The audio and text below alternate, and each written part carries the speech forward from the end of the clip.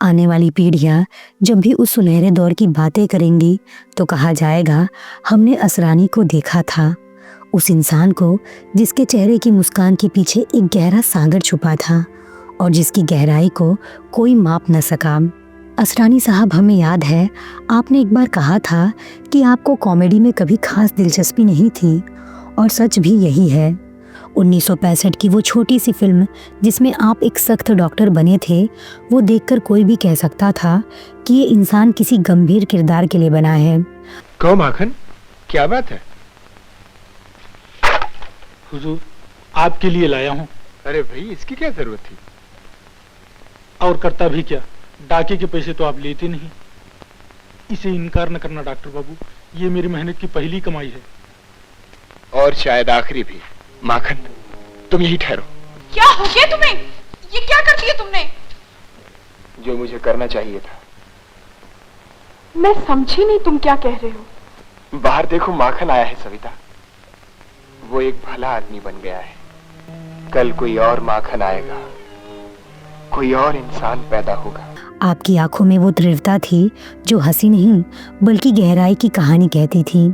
लेकिन किस्मत ने शायद कुछ और ही तय कर रखा था। दुनिया ने आपको हंसाने का काम सौंपा और आपने भी उस काम को एक इबादत की तरह निभाया।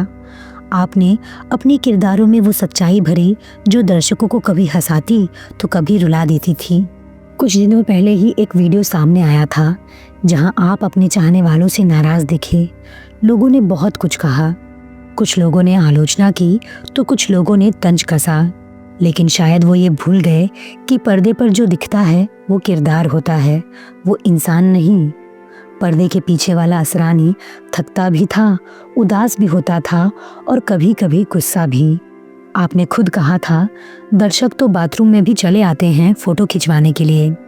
एक मुस्कुराता चेहरा भी कभी कभी भीड़ से घुट जाता है। आपके शब्दों में सच्चाई थी असरानी साहब। हर कलाकार के पास एक निजी संसार होता है जहां बस वो खुद होता है, न कोई रोल न कोई डायलॉग। आपने वो सच्चाई दुनिया के सामने रखी, लेकिन शायद दुनिया को सच्चे असरानी से उतना सरोकार नहीं था। उन्हें वो असरानी चाहिए था जो हंसाता था, जो मजाक करता था, जो पर्दे पर सबका साथी लगता था। लेकिन जो असल में था वो एकांत प्रिय था। वो पार्टियों में नहीं जाता था, वो शूटिंग खत्म होते ही अपने घर लौट आता था। उसके लिए सेट सिर्फ काम की जगह थी, न कि दोस्ती की। आपका ये कठोरपन असल में आपकी सच्चाई थी, आपकी ईमानदारी थी, आपके काम के प्रति आपकी श्रद्धा थी।